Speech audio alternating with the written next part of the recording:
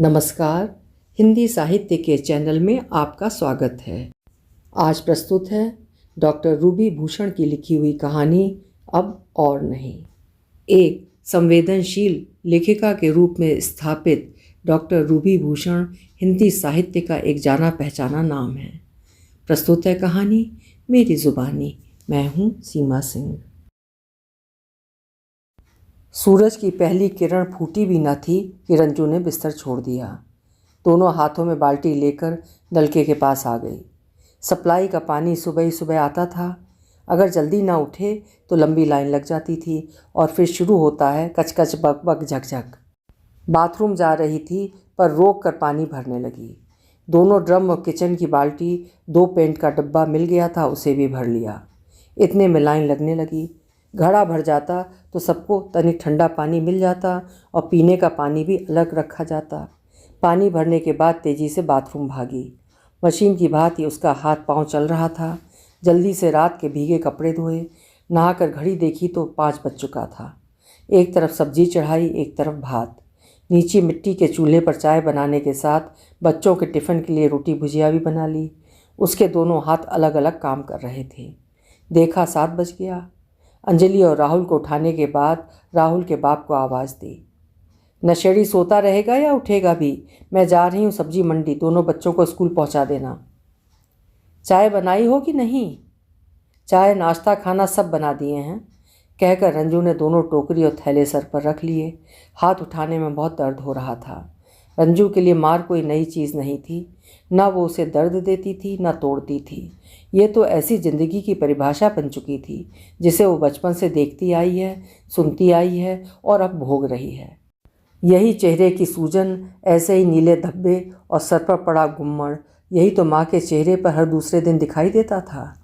बाबू का हाथ जब माँ पर उठता तब घर के 5 बच्चे सहम कर कभी चौकी के नीचे छिप जाते तो कभी घर के बाहर भाग जाते, पर जब मिलते तो खूब कूटते।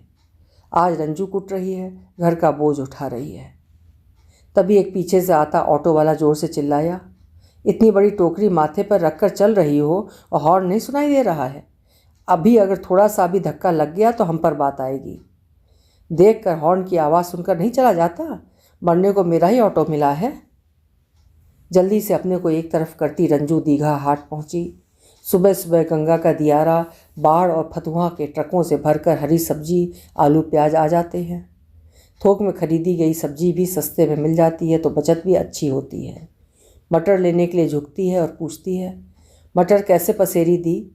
तो आढ़त वाला मुस्कुरा कर कहता है, तुम चाहो तो फ्री में ले जा सकती हो।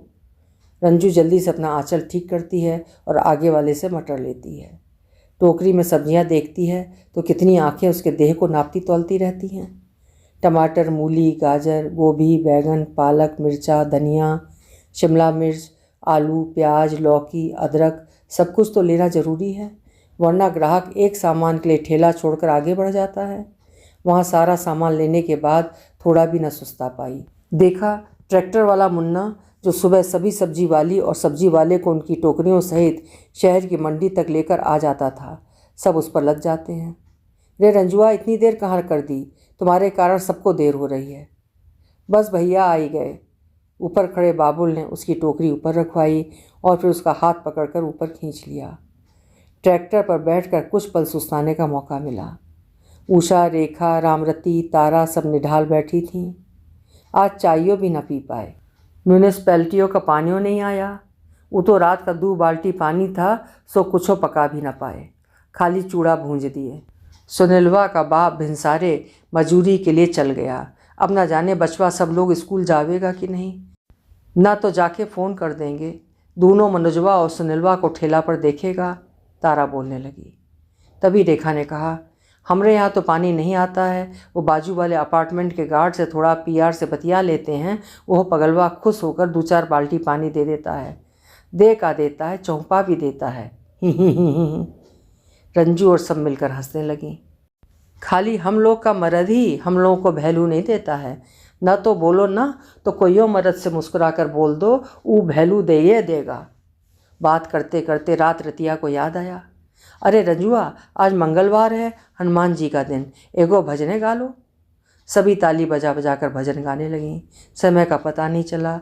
सब एक ही परिस्थिति की तो मारी थीं, कोई कम कोई ज़्यादा, कोई बर्दाश्त करने वाली तो कोई फेटा कसकर लड़ने वाली। कमर में आंचल लपेट कर जो बांधा जाता है उसे फेटा कहते हैं। सब साथ साथ खुश हो लीं। इतने में शहर की सब्जी मंडी भी आ गई। सब ट्रैक्टर से उतर उतर कर टोकरियाँ धरने लगी। ए मुंटुन की माँ, लगता है संतोषबा पीकर सुतरे रह गया है, ठेला भी लेकर नहीं आया। हम 10 मिनट में ठेला लेकर आते हैं, तनिक टोकरियों का ध्यान रखना। ठेला लेकर हाँफते हुए वापस आई। 2 मिनट को दम भी न धरा और ठेला ऐसे सजाने लगी जैसे खुद को सजा रही हो। इन सब के बीच उसकी आंखों में उम्मीद की एक किरण चमक रही थी कि आज सब्जी सारी और अच्छे दामों पर बिक जाएंगी, बस बोहनी अच्छी हो जाए। एक एक टमाटर पोंछती, लाल टमाटर के पास हरा धनिया। कोई आता तो पूछता, कितने के टमाटर दिए? एकदम गले गले हैं। 60 रुपये किलो। धुत, 60 रुपये टमाटर होते हैं? 50 रुपये दो। दीदी 10 रुपया की आपको का भैलू, दे दीजिएगा तो आपका कुछ हो कम नहीं होगा। इससे ज़्यादा तो आप बांट देती हैं। आपके लिए 10 रुपये कुछ नहीं, होटल में बैरे को इससे अधिक दे देती हैं। चलो आगे से लेते हैं, बड़ी चंट है, बहुत जुबान लड़ा रही है। नहीं दीदी, अपने 50 रुपये में ले लीजिए। 10 रुपये में ना आपका भला होगा ना मेरा। अपनी औकात में रहो। लगा रही हो सब्जी का ठेला और बात कर रही हो जैसे कहाँ की धन्ना सेठ हो।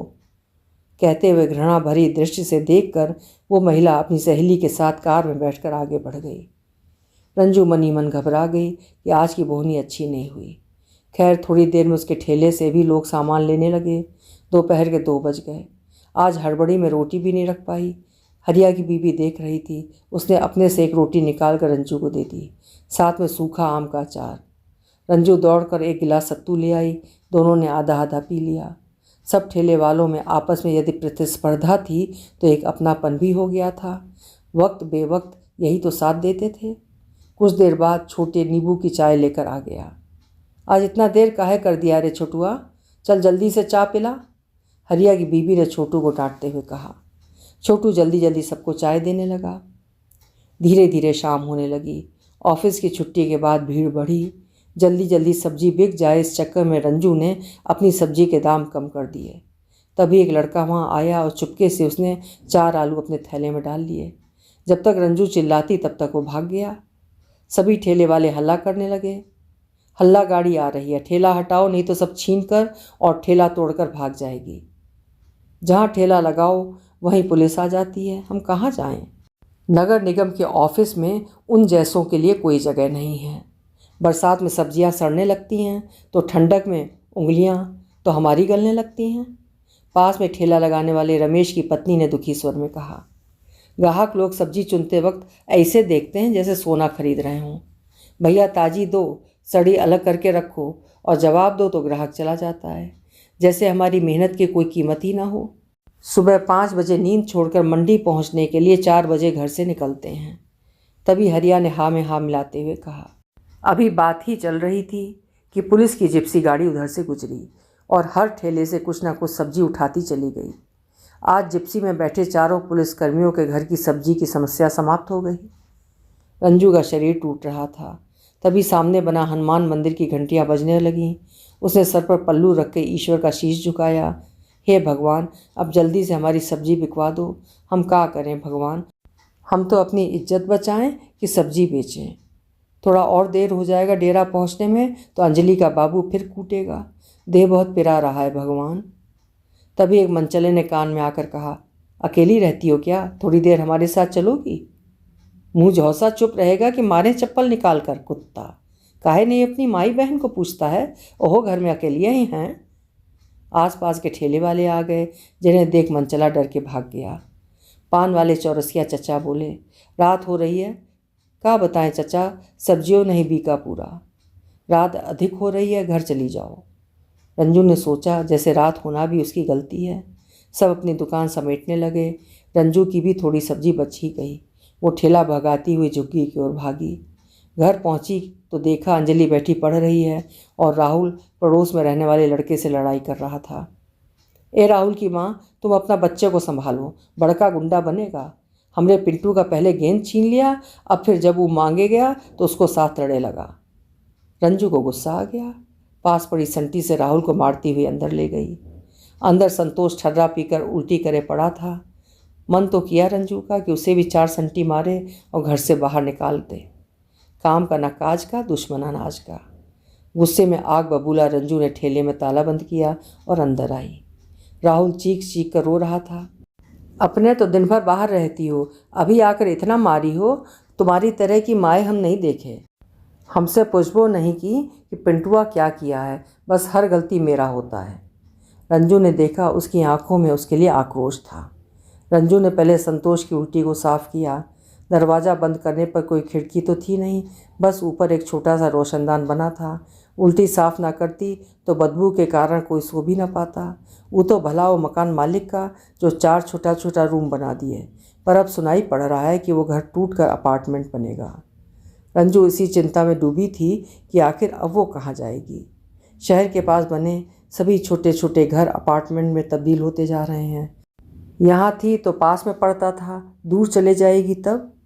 छोड़ो, जो होगा देखा जाएगा, हनुमान जी सब भली करेंगे।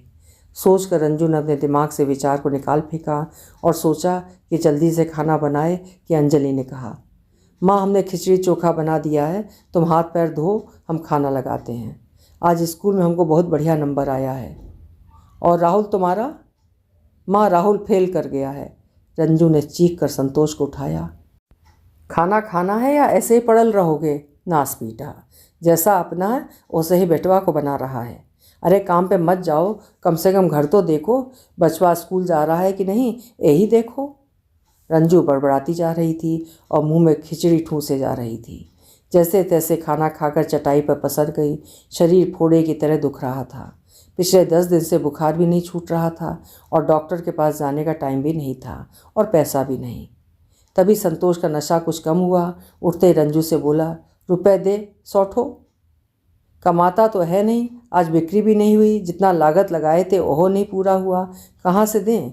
संतोष ने एक जोरदार लात उसके पीठ पर जड़ दी। जबान लड़ाती है कुतिया। वो जानता था कि रंजू कमर में रुपया बांधे रहती है। उसने बच्चों का भी ध्यान नहीं दिया और उसकी साड़ी खींच ली। साड़ी के पीछे फटा हुआ पेटीकोट रंजू की दशा बयान कर रहा था।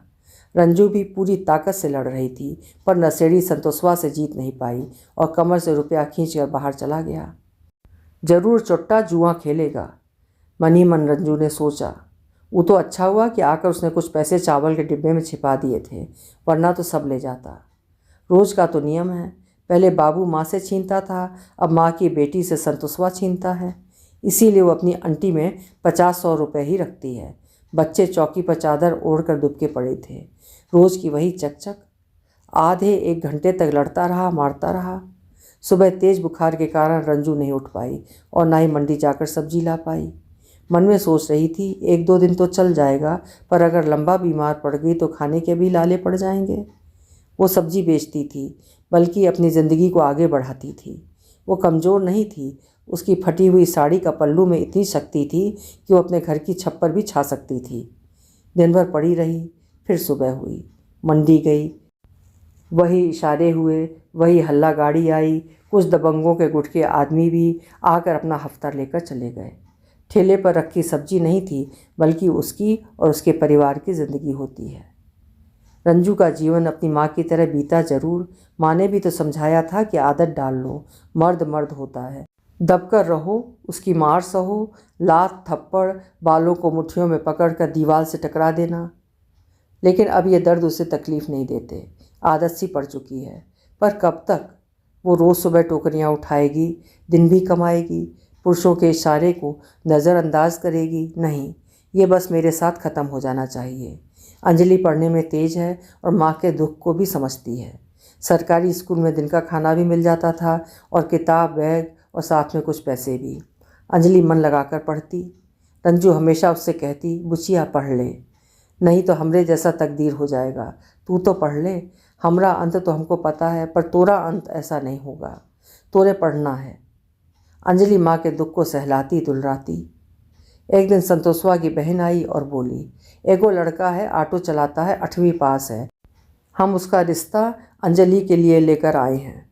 अंजलि स्कूल से आई ही थी, बुआ को प्रणाम करके बोली, फुआ तू रजनी दीदी का, कोमल दीदी का ब्याह करो, हमरे छोड़ दो, हम 10वां में हैं, आगे भी पढ़ना चाहते हैं, हम शादी नहीं करेंगे। पास में खड़ा संतोष अंजलि को मारने के लिए खड़ा हुआ। उसने जैसे एक थप्पड़ मारा और दूसरा मारने वाला था कि अंजलि ने उसका हाथ पकड़ लिया। पप्पा, हम माँ नहीं हैं, ये याद रखिएगा। हमको जो करना है हम कर लेंगे।